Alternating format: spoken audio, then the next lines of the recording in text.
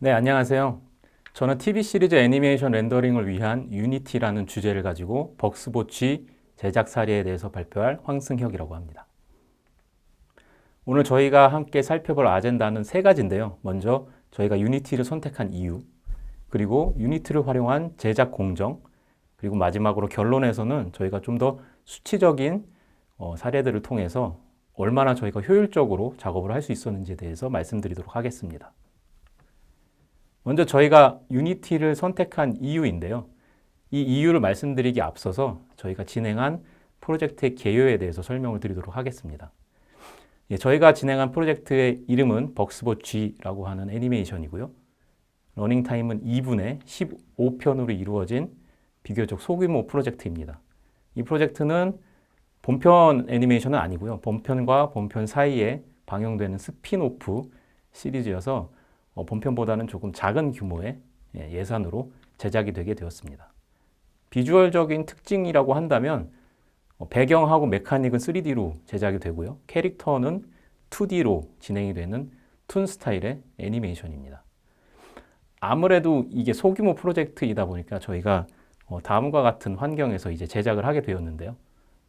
먼저 일반적인 TV 시리즈 대비 약 2분의 1 정도의 짧은 기간, 그리고 제한된 인원, 일반적인 TV 시리즈의 2분의 1 정도 되는 인원과 그리고 제한된 리소스, 특히 저희가 렌더팜을 사용할 수 없는 그러한 규모의 작품이었고요.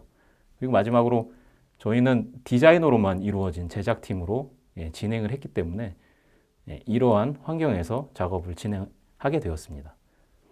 이 제작 환경에서 저희는 어쩔 수 없이 게임 엔진을 활용해서 제작을 하는 방향으로 결정을 하게 되었는데요. 그 결정을 하고 나서 다음과 같은 키워드들을 대입해 보기 시작했습니다. 먼저 짧은 기간에는 기간이 짧으니까 우리가 미리 만들어진 상용 어셋을 한번 사용해 보자. 그리고 제한된 인원에 있어서는 그러면 보다 간결한 제작 공정을 만들어서 진행하면 어떨까? 그리고 제한된 리소스에서는 렌더팜을 사용할 수 없으니 리얼타임 렌더링을 한번 진행해 보자. 라는 이야기가 나왔고요. 그리고 마지막으로 정말 중요했던 건데 저희가 디자이너로만 이루어진 팀이었기 때문에 이게 다 된다고 해도 정말 쉬운 우리가 쓸 수 있는 프로그래밍 없이도 공정을 만들 수 있는 그런 엔진이 필요하다라는 그런 키워드를 뽑게 되었습니다. 그래서 이런 키워드들 중에서 저희가 세 가지 선정 기준을 간략하게 세웠는데요. 다양하고 빠르고 쉬운 엔진을 찾자라는 선정 기준을 세우게 되었습니다. 다양한 부분은 스토어의 어셋의 종류가 과연 얼마나 많은가? 빠른 부분은 실시간 오프라인 렌더링이 가능한가? 쉬운 부분은 디자이너 친화적인 인터페이스를 갖추고 있는가? 저희가 이제 마야 베이스의 애니메이션을 제작을 하는데 마야와 얼마나 비슷한 인터페이스를 가지고 있는가? 라는 것이 저희의 선정 기준이었고요. 결과는 당연히 유니티를 선택하게 되었습니다. 이 선정 기준 중에서 가장 결정적인 선정 기준이라고 한다면 아무래도 쉬운 디자이너 친화적인 인터페이스라고 말씀드릴 수 있겠습니다. 다음은 이제 유니티를 활용한 제작 공정을 소개해 드리도록 하겠습니다. 먼저 보시는 슬라이드는 기존 공정의 프로세스인데요. 크게는 6단계, 많게는 12단계로 이루어진 TV 시리즈 애니메이션 제작 단계입니다. 저희가 제작 공정을 만들어 가려고 할 때 이런 생각을 했는데요. 과연 마야랑 얼마나 비슷하게 할 수 있을까? 마야에서 이런 기능은 유니티에서 어떤 기능으로 대체할 수 있을까? 이런 방식으로 많이 생각을 했었습니다. 그래서 기존 공정을 없애거나 또 새로운 공정을 만들기보다는 기존 공정에서 과연 유니티로 얼마나 이 공정을 바꿀 수 있을까를 생각하게 됐고요. 여기 보시는 것처럼 진한 파란색은 유니티가 전체적으로 사용된 공정이고요. 하늘색은 부분적으로 사용된 공정임을 보시면 되겠습니다. 비교적 리깅과 애니메이션 합성에는 다른 프로그램을 사용해서 작업을 진행하게 되었습니다. 해당 공정들은 다음과 같은 프로세스나 플러그인 또는 기술들을 활용해서 제작을 하게 되었는데요. 이 기술들을 세 가지 카테고리로 나눠서 한번 설명을 드리도록 하겠습니다. 먼저 어셋 제작, 그리고 타임라인, 그리고 마지막으로 오프라인 렌더링에 대해서 말씀드리도록 하겠습니다. 먼저 어셋 제작 부분을 설명드리도록 하겠습니다. 기존의 어셋을 제작하는 방식은 일단은 2D 디자이너가 컨셉 디자인을 제작을 하고요. 그리고 레퍼런스를 단순히 참고 자료용으로 제공을 합니다.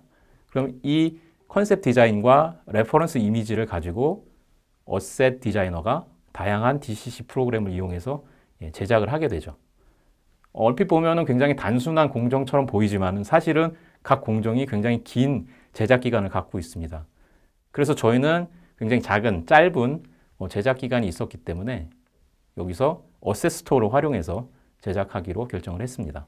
먼저 레퍼런스 자체를 어셋 스토어에 있는 어셋을 찾아서 선정을 했고요. 그 어셋을 바로 다운로드를 받아서 그 안에서 저희에게 필요한 장면들 또는 필요한 레이아웃들을 골라서 또는 저희가 직접 움직여서 비슷하게 만든 다음에 스크린샷을 찍어서 디자이너에게 전달을 했습니다. 그럼 이 디자이너가 그 위에 드로우 오버로 2D 디자인을 해서 주고요. 그럼 그 디자인을 받은 저희 디자이너는 열려있는 그 레퍼런스를 그대로 활용해서 새로운 어셋으로 변경하는 작업을 진행하게 되었습니다. 여기서 가장 기존 방식과 다른 점이라고 한다면 모든 작업이 2D 디자인을 제외한 모든 작업이 유니티 안에서 이루어졌고요. 유니티만으로 최종 룩을 완성하게 되었습니다. 얼마나 빠른 시간으로 만들어진지에 대해서는 이따가 결론에서 수치를 통해서 말씀드리도록 하겠습니다. 다음은 툰 쉐이딩 부분인데요. 아무래도 저희가 2D적인 룩으로 만들어야 되는 애니메이션이다 보니까 툰 쉐이딩에 굉장히 많은 시간을 들이게 되었습니다. 거의 어셋 스토어에는 거의 모든 툰 쉐이더들을 사용해 봤는데요. 그 중에서 선정한 두 가지 플러그인이 바로 유니티 짱 쉐이더 2.0과 그리고 펜슬 플러스라고 하는 플러그인을 사용하게 되었습니다. 이 두 플러그인을 선정하게 된 그 기능적인 특징들을 좀 정리를 해봤는데요. 먼저 유니티 짱은 굉장히 강력한 쉐이딩 단계 조절 기능이 있었습니다. 두 단계로 쉐이더를 조정할 수 있었고요. 그냥 단계만 나누는 게 아니고 단계마다 페더 값을 조정해서 부드럽게 또는 딱딱하게 만들 수 있는 기능들이 있었고요. 그리고 가장 저희가 많이 썼던 기능은 뭐냐면 쉐이더에서 쉐이더 단위로 빛 방향을 조절할 수 있는 커스텀 라이팅. 유니티 짱 쉐이더에서는 빌트인 라이트라고 표현하는 그 기능을 가장 많이 사용했던 것 같습니다. 그 외에도 마찬가지로 쉐이더 단위로 그림자나 또는 투명도를 조정할 수 있는 기능들이 있어서 굉장히 좋았던 것 같습니다. 그 다음에 펜슬 플러스 같은 경우는 사실은 저희가 라인 렌더링을 하려고 굉장히 많은 시도를 해봤는데 리얼타임 라인 드로잉 플러그인들은 대부분 떨림이 있거나 아니면은 원치 않는 곳에 라인이 생기거나 원하는 곳에 라인이 생기지 않는 그런 어려움들이 있었는데요. 펜슬 플러스 같은 경우는 저희가 원하는 곳에 특히 이제 머티리얼 단위의 머티리얼 보더에 라인이 생성되는 기능이라든지 그리고 떨림이 전혀 없는 거의 프로덕션 수준의 퀄리티가 나오는 오프라인 전용 플러그인이었습니다. 그래서 저희가 최대한 활용을 해서 제작을 해봤습니다. 그럼 여기서 한번 시연을 통해서 툰 쉐이딩에 대해서 한번 알아보도록 하겠습니다. 네, 유니티에서 툰 쉐이딩에 대해서 한번 시연을 해보도록 하겠습니다. 현재 보시는 씬은 저희가 애니메이션에 사용한 주인공 캐릭터이고요. 보시는 바와 같이 유니티 짱 쉐이더가 기본으로 적용이 되어 있습니다. 유니티 짱 쉐이더를 한번 살펴보도록 하겠습니다. 유니티 짱 쉐이더는 기본적으로 3개의 컬러를 단계로 설정할 수 있게 되어 있는데요. 여기 보시면 기본 베이스 맵, 그리고 퍼스트 쉐이드, 세컨드 쉐이드 이렇게 3개로 나누어져 있습니다. 그래서 각각의 단계에 다른 텍스처를 적용할 수도 있고요. 또는 쉐어링이라는 버튼을 이용해서 베이스 맵에 있는 텍스처를 다른 쉐이드 맵들이 자동으로 공유하게끔 그렇게 설정을 할 수도 있습니다. 세 개의 텍스처를 한번 공유하도록 설정을 해보겠습니다. 그런 다음 컬러를 한번 변경해 볼게요. 자, 이렇게 컬러를 변경하게 되면 각 단계에서의 쉐이딩 컬러가 변경되는 것을 확인하실 수 있습니다. 이 각 단계는 더블 쉐이드 테크닉이라고 하는 방법을 통해서 조절할 수 있는데요. 먼저 컬러의 단계, 베이스 컬러 단계를 조절할 수 있고요. 단계를 조정한 후에 그 단계가 딱딱하게 나눠질 것인지 아니면 부드럽게 나눠질 것인지에 대해서 페더 값을 조정할 수 있습니다. 이 부분이 저희가 사용했던 굉장히 강력한 기능이었는데요. 저희는 음영이 지는 부분에서 굉장히 부드러운 그라데이션을 요하는 그런 룩을 지향을 했었는데 이 단계에서 저희가 굉장히 깊은 페더 값을 가지고 작업을 할 수 있었습니다. 그리고 경우에 따라서는 예를 들면 바닥에서 용암이 올라온다거나 그런 장면을 연출했을 때는 이렇게 세컨드 쉐이드 맵을 이용해서 다른 컬러들을 적용할 수 있었습니다. 이것도 마찬가지로 퍼스트와 마찬가지로 세컨드 쉐이드도 단계를 조정할 수 있고요. 그리고 페더 값을 통해서 이렇게 조정할 수 있었습니다. 다음으로는 하이 컬러라고 하는 부분인데요. 이 부분은 일반적인 쉐이더에서 스페큘러 부분이라고 보시면 되겠습니다. 이렇게 하이 컬러 부분에 컬러를 조정할 수 있는데요.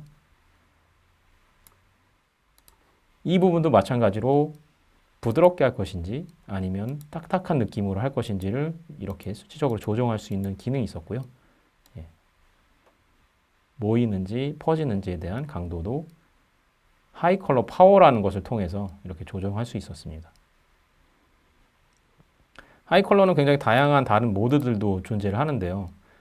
하이 컬러를 저희가 예를 들어서 파란색으로 설정을 했을 때 이 컬러를 기존의 맵과 멀티플라이로 블렌드를 한다든지 또는 에디티브로 블렌드를 한다든지 하는 기능들도 제공을 하고 있었습니다.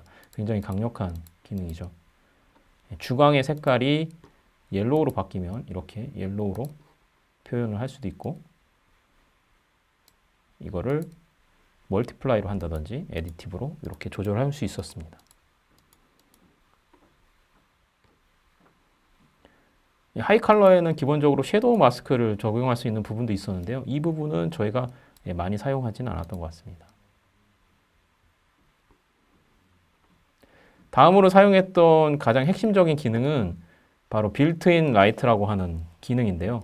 이 빌트인 라이트는 쉐이더 단위로 라이트의 방향을 이렇게 조정할 수 있는 기능이었습니다. 네. 이렇게 X축과 Y축으로 라이트의 방향을 조정할 수 있었고요. 특정 샷에서 특정한 부위에 스페큘러가 이렇게 맺혔으면 좋겠어요 라고 하는 수정사항이 나온다면 저희는 이런 조절자를 이용해서 수정을 해서 적용을 하고 했습니다. 굉장히 강력한 기능이죠.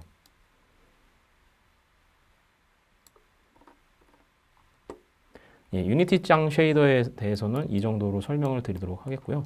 다음으로는 펜슬 플러스 라인에 대해서 한번 알아보도록 하겠습니다.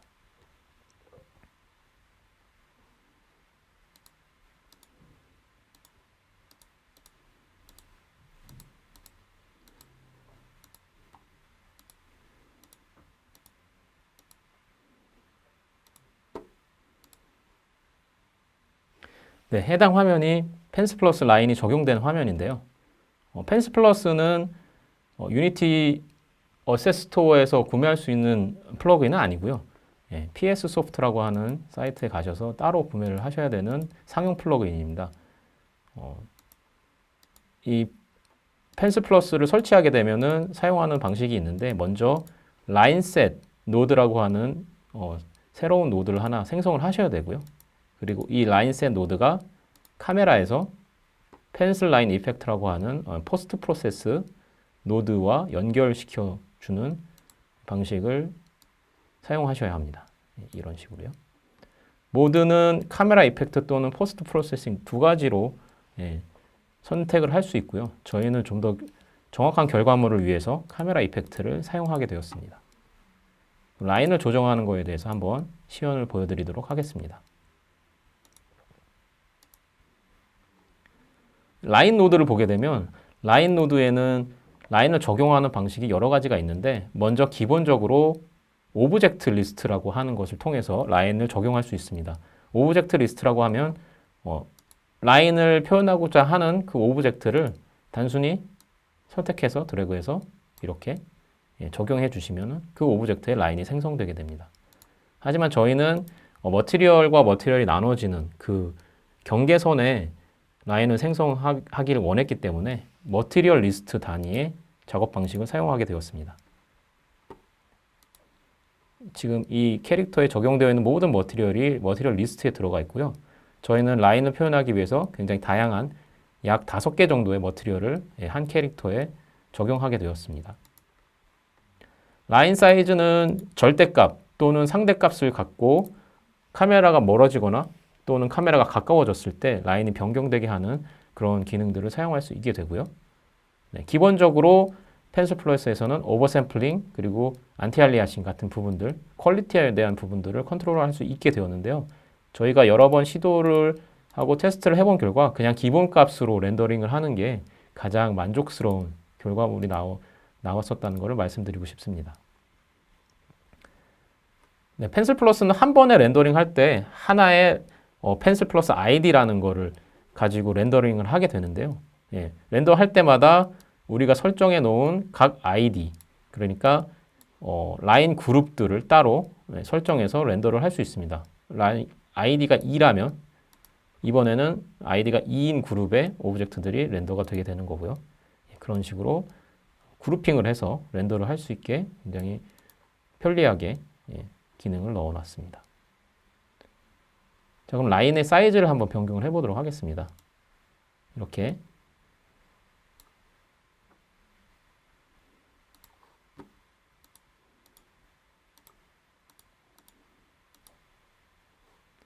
라인의 사이즈를 한번 변경해 보도록 하겠습니다. 이렇게 수치값을 조정하면 실시간으로 라인이 변경되는 것을 확인할 수 있고요. 그리고 사이즈 맵이라고 하는 기능을 제공을 해서 캐릭터에 이제 그레이스케일로 맵을 설정하게 되면 어느 부분은 얇은 선이 들어가고 어느 부분은 굵은 선이 들어가고 이렇게 라인의 두께를 맵으로 설정할 수 있는 기능들이 있습니다. 그리고 스트레치 기능과 앵글 기능을 이용해서 마치 라인이 펜으로 그려진 듯한 느낌, 마커로 그려진 듯한 느낌을 표현할 수 있고요. 이거는 굉장히 러프한 느낌의 애니메이션에서 사용하면 좋을 것 같다는 생각을 했습니다. 이렇게 해서 라인 굵기에 대한 세팅을 했고요. 다음은 이제 펜슬 플러스가 라인을 표현하는 방식이 굉장히 여러 가지인데 그 방식에 대해서 한번 보도록 하겠습니다. 먼저 아웃라인 방식인데요. 아웃라인은 말 그대로 캐릭터가 갖고 있는 실루엣을 라인을 껐다 켜고 하는 방식이고요. 여기에는 멀지 그룹이라고 하는 강력한 기능이 있어서 아웃라인을 이루는 그 그룹을 유니티 안에서 그룹으로 묶어서 표현할 수 있게 되어 있습니다. 그 다음은 오브젝트인데요. 오브젝트는 말 그대로 오브젝트 단위의 라인들을 껐다 켰다 할 수 있는 부분이고요. 그리고 인터섹션은 오브젝트와 오브젝트가 만나는 부분의 라인들.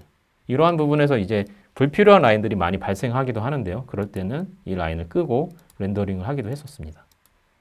그리고 스무딩 바운더리는 캐릭터가 갖고 있는 노멀 스무딩 값, 그 노멀 스무딩 값을 계산해서 라인을 형성하게 하는 기능인데요. 이 기능은 저희는 해제를 하고 렌더를 했습니다. 왜냐하면 저희가 원치 않는 라인들이 이 기능에서 굉장히 많이 렌더가 됐었기 때문에 이 기능은 기본적으로 해제를 하고 렌더를 했었습니다.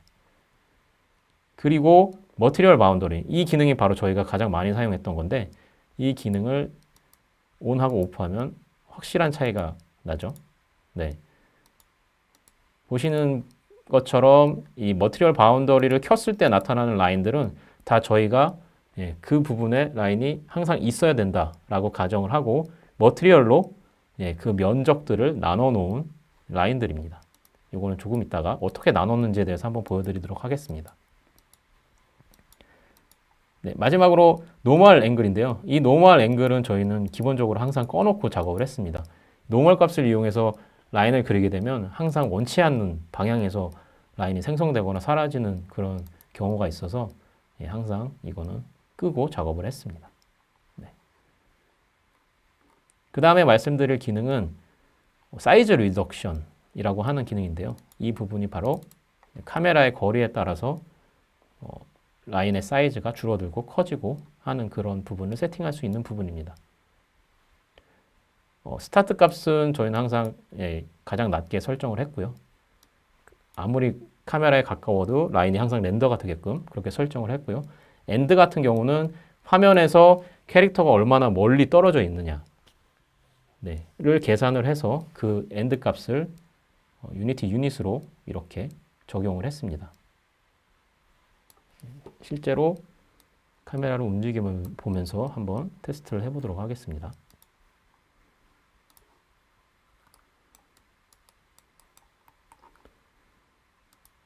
네, 기본적으로 엔드 값을 굉장히 높였을 때 어떤 반응이 일어난지 한번 보여드리겠습니다. 사이즈 리덕션의 엔드 값이 굉장히 높아지면 카메라가 멀어졌는데도 불구하고 라인의 굵기가 굉장히 굵은 것을 확인할 수 있습니다. 근데 리덕션 값을 거리에 따라서 낮춰주게 되면은 이렇게 카메라에서 멀어졌을 때 라인이 좀 더 작아지는 그런 설정을 할 수 있게 되어 있습니다.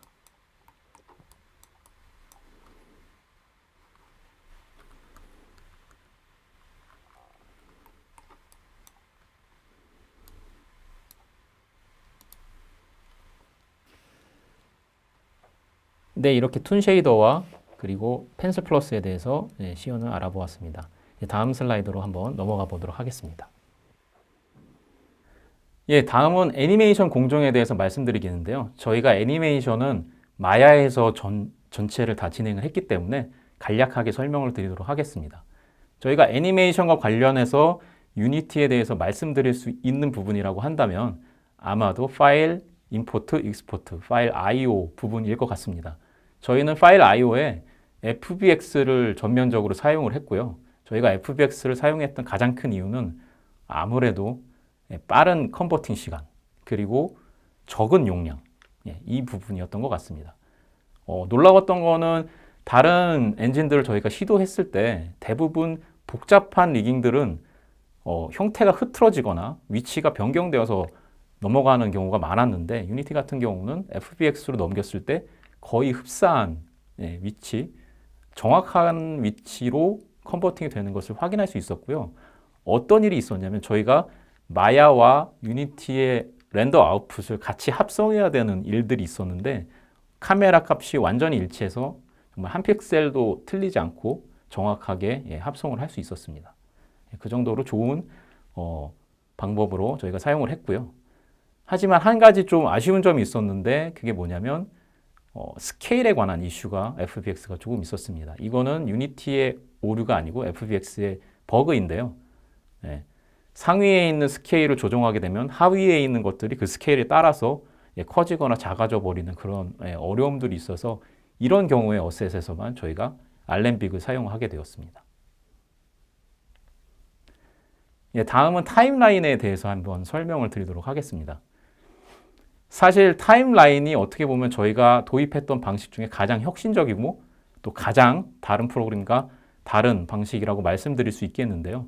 저희가 이번에 도입했던 방식은 바로 에피소드 단위의 후반 작업 방식입니다. 기존에는 후반 작업 방식이 샷 단위의 방식이어서 예를 들면 애니메이션 파일이 70개라고 한다면 이 70개의 파일들이 고스란히 렌더 파일로 변환이 되고요. 이 렌더 파일에서 70번의 렌더 과정을 거쳐서 고스란히 70개의 합성 파일이 만들어지게 되는 방식입니다. 아티스트들은 70번의 파일 오픈, 파일 클로즈, 수정 방식을 경험을 했어야만 했고요. 사실은 70번 이상의 시간을 소요해야 하는 그런 방식이었습니다.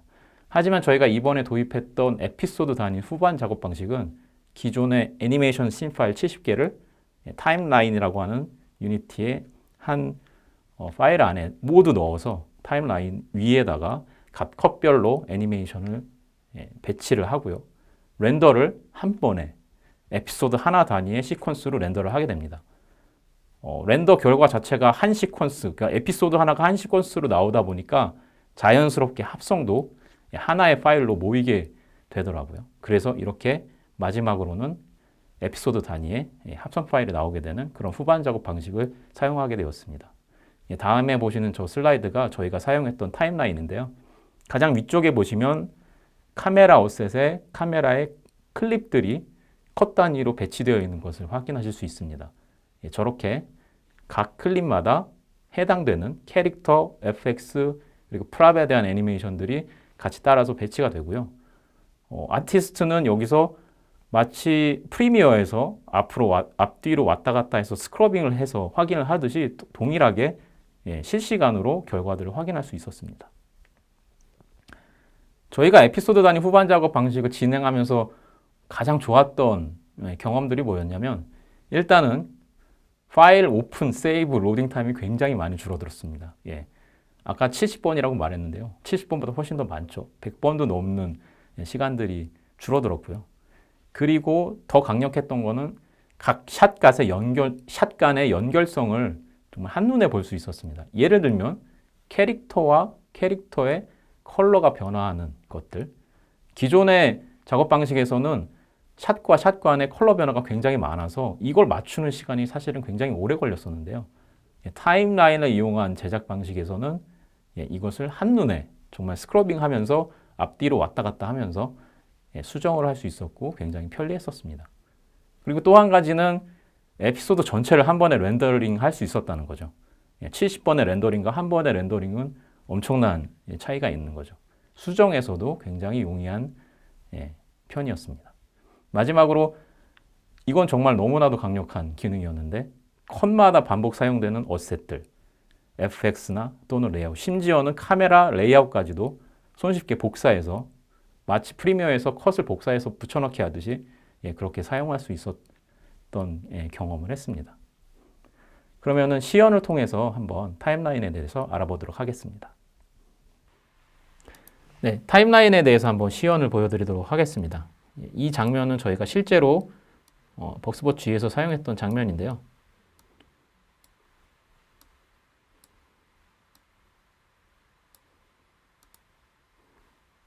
이 장면은 저희가 실제로 벅스봇 G에서 사용했던 장면인데요. 타임라인을 한번 살펴보도록 하겠습니다. 타임라인을 스크러빙하면 FX뿐만 아니고 애니메이션들이 앞뒤로 스크러빙이 가능한데요. 저희가 놀랐던 거는 FX도 앞으로 뒤로 스크러빙 할 때마다 실시간으로 적용이 되었다는 거에 굉장히 놀랐었습니다. 보통은 시퀀스 프로그램에서 스크러빙을 하게 되면 FX 같은 경우는 발생했다가 사라지고 뒤로 스크러빙을 하게 되면 재생되지 않는 경우가 대부분이었는데 유니티 같은 경우는 뒤로 재생을 해도 파티클이 거꾸로 재생이 되는 그런 마치 프리미어를 보는 듯한 그런 느낌을 가질 수 있어서 굉장히 좋았습니다. 타이밍을 보는데 굉장히 적절했고요. 그래서 더 많은 FX들을 유니티에서 활용할 수 있었습니다. 보시는 바와 같이 자동차의 연기, 이 자동차의 연기는 자동차가 가게 되면 연기가 뿜어져 나오게 되는 게임 엔진에서의 파티클 원리를 이용해서 적용을 했고요. 일반적인 애니메이션에서는 전혀 사용하지 않는 방법이죠. 부딪혔을 때 임팩트 부분도 타이밍에 딱 맞춰서 파티클을 적용해서 제작을 하게 되었습니다. 여기 보시면은 이렇게 타임라인에 해당 파티클들이 있고요.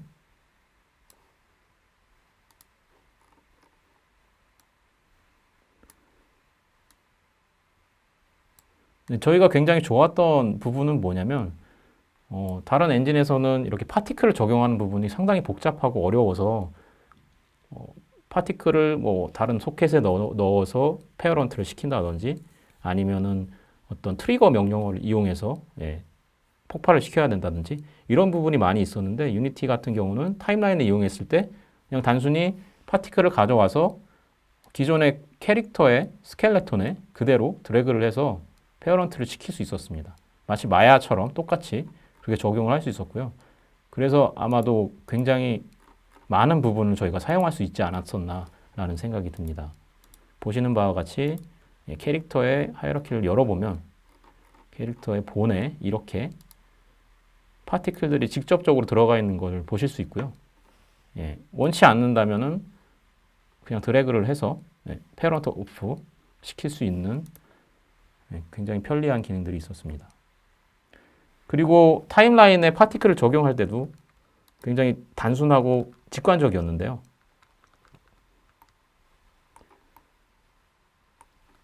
파티클을 작동하는 원리를 잠깐 보여드리면 일단은 파티클을 작동하기 위해서는 타임라인에서 두 가지 트랙이 필요한데요. 먼저 액티브 트랙. 액티브 트랙은 이 파티클이 꺼지고 켜지는 것을 관장하는 트랙입니다. 액티브가 없으면 파티클이 사라지게 되고요. 보시는 바와 같이 파티클이 사라지게 되고 액티브가 들어오게 되면 비저빌리티가 온 되는 효과를 갖게 됩니다. 그리고 액티브와 같이 같은 길이로 사용해야 되는 하나의 트랙이 더 있는데요. 그건 바로 컨트롤 트랙입니다. 컨트롤 트랙은 굉장히 단순한 게 컨트롤 트랙을 하나 만들어서 내가 적용하고 싶은 파티클을 하이어러키에서 그냥 바로 드래그해서 만들면 됩니다. 이런 식으로요. 이렇게 드래그해서 적용하면 적용이 되게 되는 굉장히 직관적인 인터페이스로 되어 있습니다.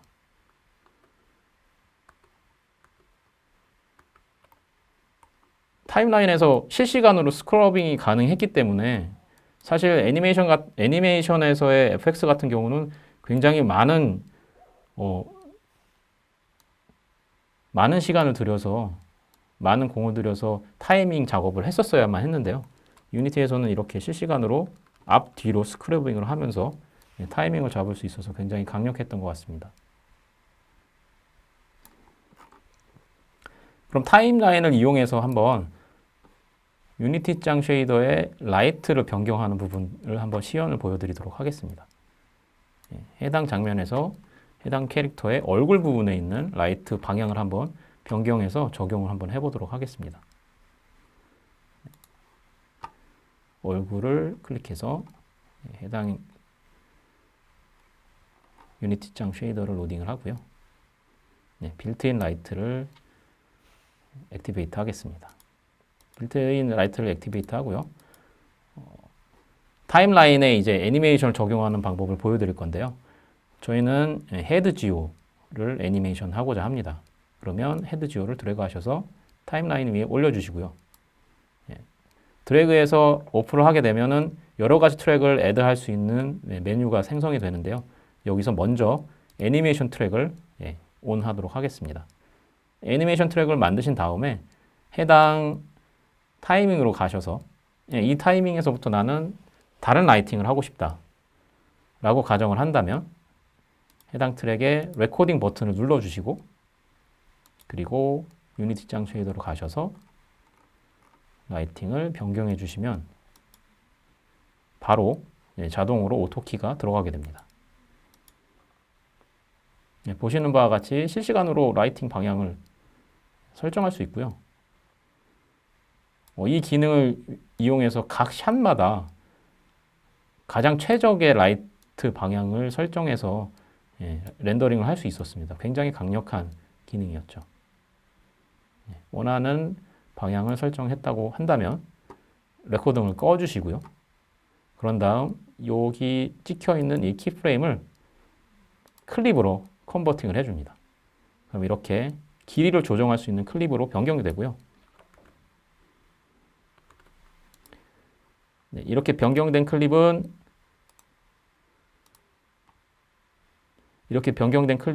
길이를 조절하셔서 카메라의 애니메이션 길이만큼 한 샷의 길이만큼 맞춰주시면 그 샷에서 이 애니메이션이 계속 진행되게 됩니다. 다음 샷의 라이팅도 한번 변경을 해보도록 하겠습니다. 동일한 헤드를 클릭해서 네. 녹화를 눌러준 다음 라이트 방향을 변경해 보도록 하겠습니다. 이렇게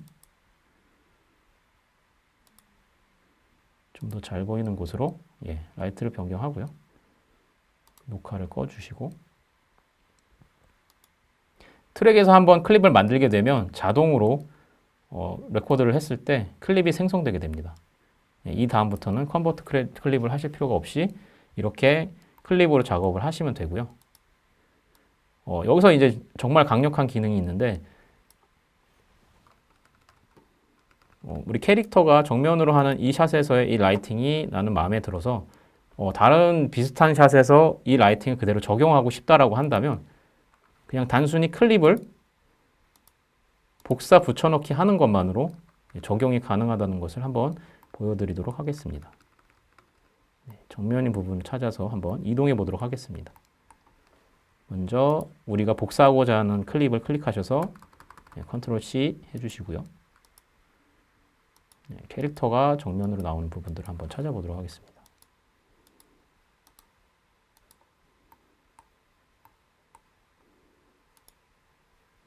네. 자, 이 장면에서 나는 앞서서 설정했던 정면의 라이팅을 적용하고 싶다라고 한다면 단순히 트랙을 클릭하시고 컨트롤 V를 눌러주시면 여기에 그대로 클립이 붙게 되고요. 앞서서 적용했던 라이팅 값을 그대로 적용할 수 있게 됩니다. 적용 전과 후가 어떻게 달라지는지 보여드리겠습니다. 네, 얼굴에 있는 부분의 라이팅이 변하는 게 보이시죠?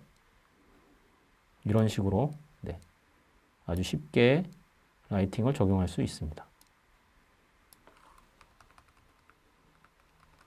또 다른 굉장히 강력한 기능을 보여드리겠는데요. 그거는 카메라 애니메이션 자체를 복사를 해서 컷 자체를 타임라인에 붙여넣기 할 수 있는 기능입니다. 지금 보이시는 이 전경 화면을 저는 이 액션샷 다음으로 한 번 더 붙여넣기를 하고 싶은데요. 자, 그렇게 하고 싶다면 어떻게 해야 되냐면 일단은 카메라 애니메이션을 컨트롤 C로 복사를 하신 다음에 내가 붙여넣고자 하는 원하는 곳으로 프레임 단위로 이동을 하셔서 이 부분에 전경샷을 내가 붙여넣고 싶다라고 한다면 여기 타임라인에 있는 리플 모드를 클릭하신 다음에 컨트롤 V를 누르셔서 이렇게 카메라 샷을 붙여넣기 할 수 있습니다. 이렇게 되면 마치 프리미어에서 우리가 컷을 편집해서 붙여넣는 것처럼 실시간으로 애니메이션 씬을 변경할 수 있게 되는 거고요. 이 방법을 통해서 저희가 굉장히 많은 부분의 연결성을 유지할 수 있었습니다.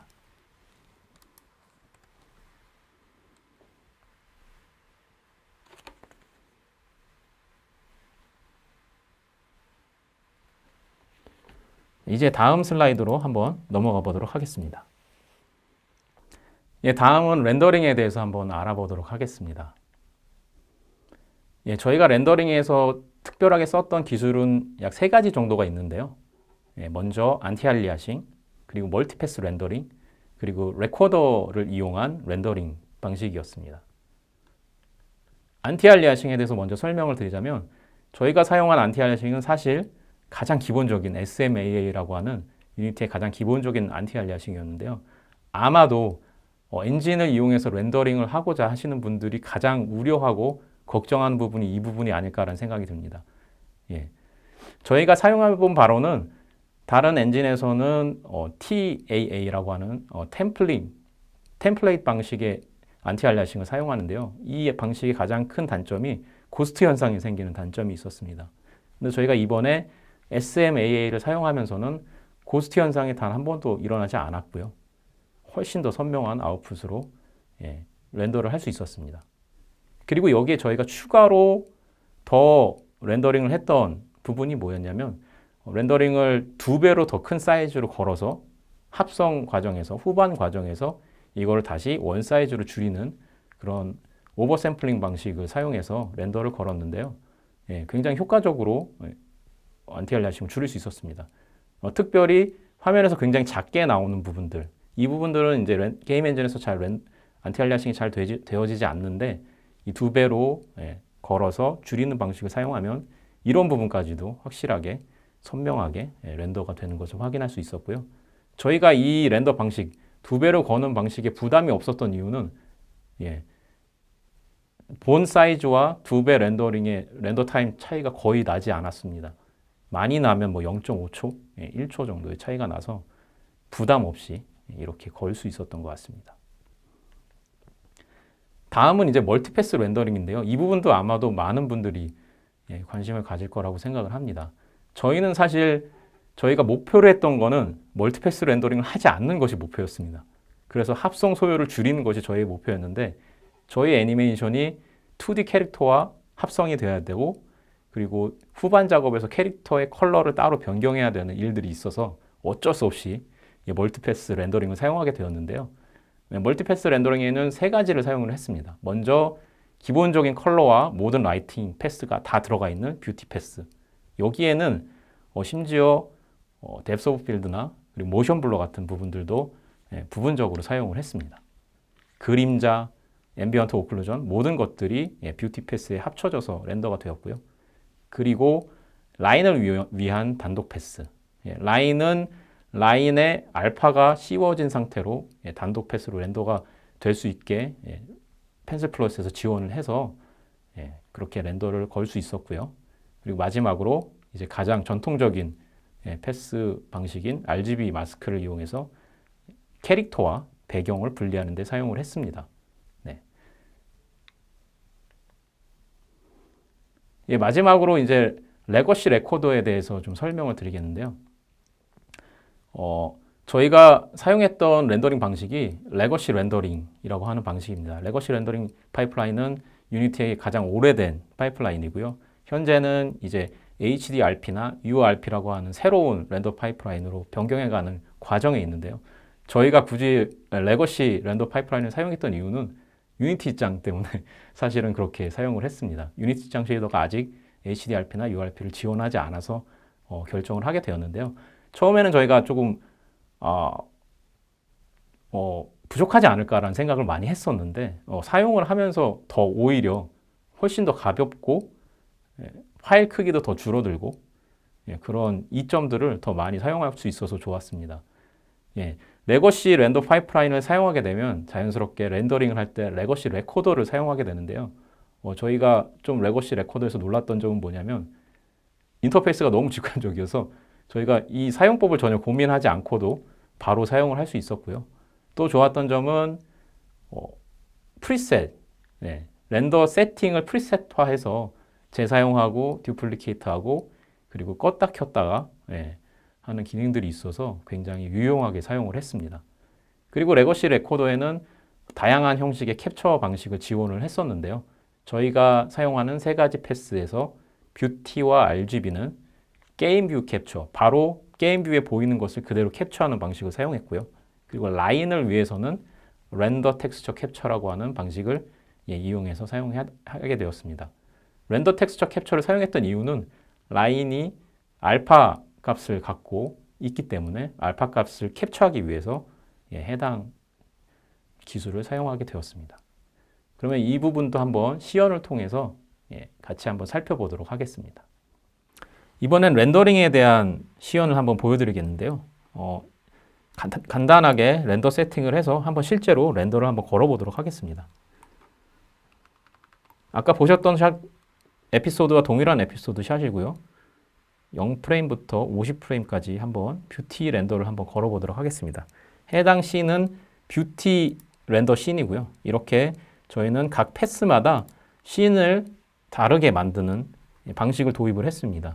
그렇게 작업했던 이유가 뭐냐면 유니티에서 각 씬들은 공유하는 것과 공유하지 않은 것들이 있는데 먼저 공유하는 것들이 어떤 것들이 있냐면 바로 이 프로젝트 안에서 설정되는 설정들은 각 씬들이 그대로 공유하게 됩니다. 예를 들어서 이 프로젝트에서 내가 캐릭터의 머티리얼을 클릭해서 변경을 한다고 하면 다른 씬에서 열었을 때 그 머티리얼이 변경된 채로 열리게 되고요.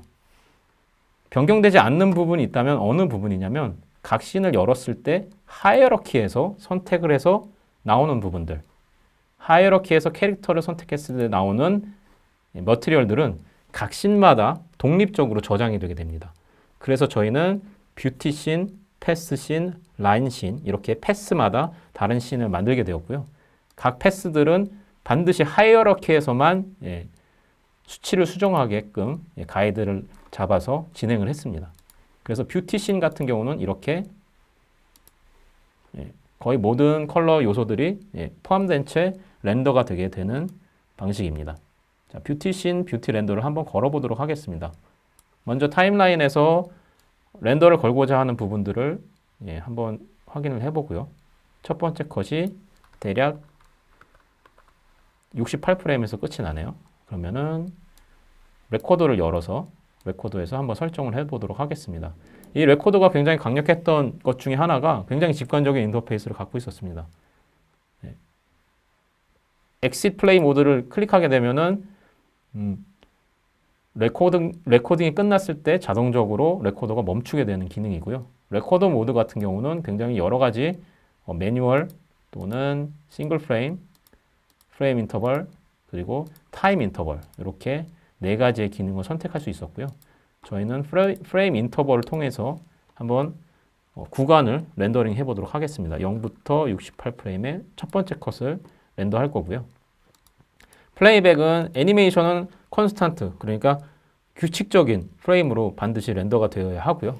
타겟은 필름 타겟, 저희는 24프레임 퍼 세컨드로 렌더를 진행을 했습니다.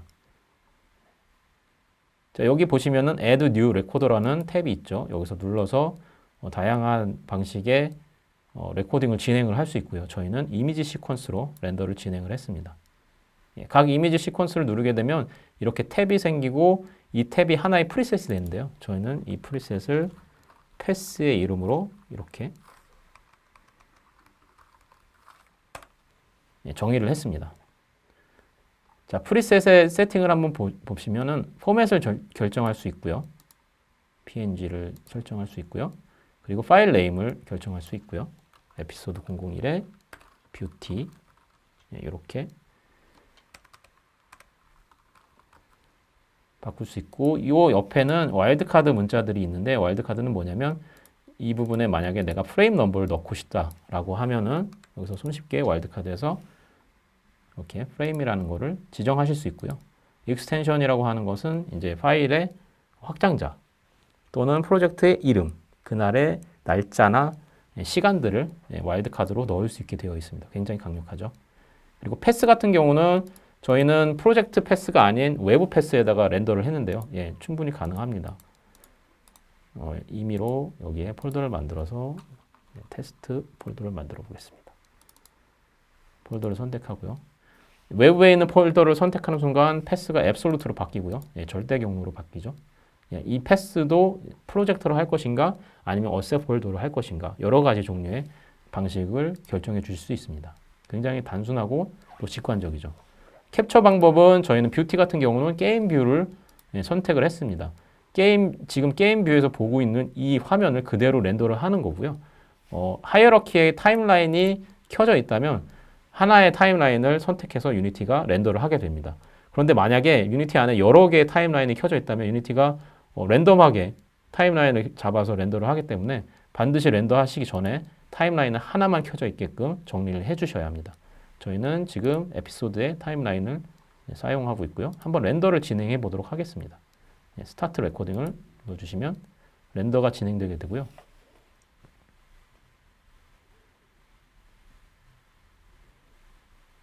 보시는 바와 같이 제가 지금 시연을 하고 있는 컴퓨터가 그냥 일반적인 노트북인데도 불구하고 풀 HD 렌더링을 하는데 불과 1초도 되지 않는 시간이 걸려서 렌더가 되죠.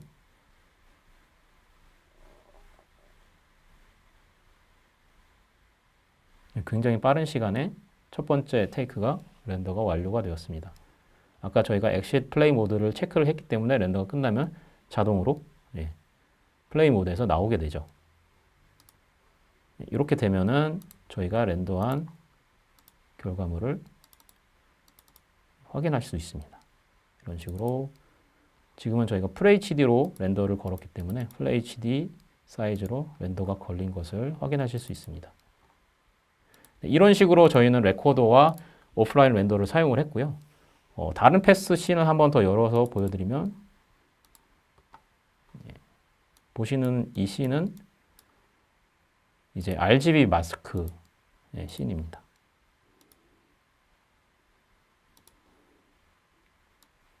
처음에는 캐릭터가 나오지 않기 때문에 그냥 까만 화면인데요. 캐릭터가 등장하게 되면 각 캐릭터마다 고유의 색상이 머티리얼로 입혀져 있습니다. 이거는 뭐 별다른 기술력으로 구현한 건 아니고요. 기존의 뷰티 씬을 세이브 에즈에서 다른 씬으로 만든 다음에 필요 없는 부분들은 하이드하고 바닥이 캐릭터를 마스킹 많이 하기 때문에 바닥은 검은 머티리얼, 캐릭터는 파란 머티리얼 또는 그린 머티리얼 등으로 적용을 해서 RGB 마스크를 만들어 주었습니다.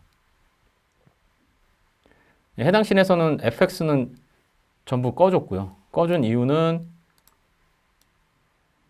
FX가 렌더가 되게 되면 RGB 컬러 마스크에 적용을 하기 때문에 FX는 꺼주었습니다. 이 방식을 썼을 때 저희가 굉장히 유용하게 썼던 부분이 어떤 부분이냐면 아까도 말씀드렸다시피 각 씬들이 공유하는 것이 있고 공유하지 않는 것들이 있는데 공유하는 것 중에 가장 강력한 게 뭐냐면 바로 여기 보이는 이 타임라인을 각 씬들이 공유한다는 점입니다. 이 타임라인은 뷰티 씬도 동일한 타임라인을 사용하고 패스 씬도 동일한 타임라인을 사용하고 있는데요. 만약에 이 타임라인에서 수정이 일어나게 되면 패스 씬에서 타임라인에 수정이 일어나도 뷰티 씬을 열었을 때 그대로 적용되어 있기 때문에 항상 동일한 렌더 결과물을 렌더를 할 수 있다는 점을 알려드리고 싶습니다. 네, 이렇게 렌더 시연을 마무리하도록 하겠습니다. 네, 이제 결론에 대해서 한번 말씀드리도록 하겠습니다. 네, 처음에 제가 말씀드렸던 어셋 제작, 그리고 타임라인, 그리고 렌더링 과정에서 저희가 경험했던 효율적인 부분들을 좀 수치적으로 말씀을 드리려고 하는데요. 먼저 어셋 스토어를 활용했던 결론에 대해서 말씀을 드리자면 저희가 기존 방식으로 어셋을 제작했을 때 컨셉 디자이너 1명, 그리고 3D 디자이너 2명이서 배경 하나를 만드는 데는 보통 한 5주 정도의 시간이 소요가 됩니다. 이거는 TV 시리즈 애니메이션 기준이고요. 그런데 저희가 어셋 스토어를 활용해서 제작을 했을 때 디자이너 1명과 그리고 3D 디자이너 1명, 그러니까 2명이서 약 2주 정도의 시간에 배경을 제작할 수 있었고요. 굉장히 많은 시간을 세이브할 수 있었습니다. 네, 그리고 가장 중요했던 에피소드 단위 후반 작업 방식에서는 기존의 샷 단위 후반 작업 방식으로 제작을 했을 때 디자이너 1명이 2분 분량의 후반 작업을 하는데 약 4주 정도의 시간이 소요가 됩니다. 그런데 저희가 에피소드 단위 후반 작업으로 도입을 했을 때는 디자이너 1명이 2분을 만드는데 약 2주 정도, 절반 정도로 시간이 줄어들게 되었습니다. 그리고 렌더 방식에서는 기존 렌더 방식은 한 프레임을 렌더하는데 TV 시리즈 애니메이션은 보통 30분에서 40분 정도를 생각을 합니다. 이거는 한 패스당 30분에서 40분이라는 이야기고요. 아마도 멀티 패스를 다 계산을 한다면 좀 더 늘어나지 않을까라는 생각을 합니다. 저희가 기준으로 삼았던 기종은 왼쪽에 있는 것과 같고요. 그럼 유니티 오프라인 렌더링을 했을 때는 얼마나 걸렸느냐? 네. 모든 패스 렌더 시간을 다 합쳐도 한 프레임당 5초가 넘지 않았었습니다. 네. 그런데 저희가 TV 시리즈에서 렌더 타임이라고 하는 부분은 사실은 저희는 시간으로 계산하지 않습니다. 그러니까 렌더링을 기다리는 시간을 저희는 인정하지 않고요. 오히려 렌더링에 들어가는 렌더 타임을 뭐라고 생각을 하냐면 예산으로, 저희는 돈으로 환산을 합니다. 그래서 이거를 30분과 5초를 한번 예산으로 환산을 해보면 30분, 한 프레임당 30분에 걸리는 애니메이션을 15편을 제작했을 때는 약 2,400만 원 정도의 렌더팜 비용이 발생하게 되고요.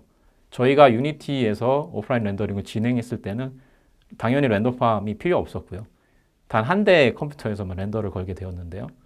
그 렌더 컴퓨터를 장만하는 비용은 200만 원이라고 치면 그 정도의 비용이 아마 들었던 것 같습니다. 네, 그럼 마지막으로 수치적인 부분들을 한번 모아서 설명을 하고 마무리를 지을까 합니다. 애초에 저희가 기간이 굉장히 짧았고 제작 기간이 굉장히 짧았고 적은 인원이 투입됐었고 그리고 제한된 예산으로 제한된 리소스를 가지고 제작을 시작했다고 말씀을 드렸는데요. 네, 결론을 말씀드리면 정말 성공적으로 그 시간을 단축할 수 있었고 여기서 딱 수치적으로 그냥 보이시는 것처럼 굉장히 효율적으로 작업할 수 있었습니다. 어세 제작 기간이 5주에서 2주, 그리고 후반 작업 기간이 4주에서 2주, 렌더링 타임이 30분에서 5초. 이 수치적인 것만으로도 굉장히 좋은 경험이었고요. 저희가 진짜 이 저희가 정말로 좋았던 경험이라고 한다면 이 모든 프로세스를 외부의 도움 없이 저희 내부에서 디자이너들끼리 좌충우돌을 하면서 만들 수 있었다는 사실이 굉장히 저희에게는 뜻깊고 또 소중한 경험이었던 것 같습니다. 네, 그럼 여기서 강연을 마치도록 하겠습니다. 감사합니다.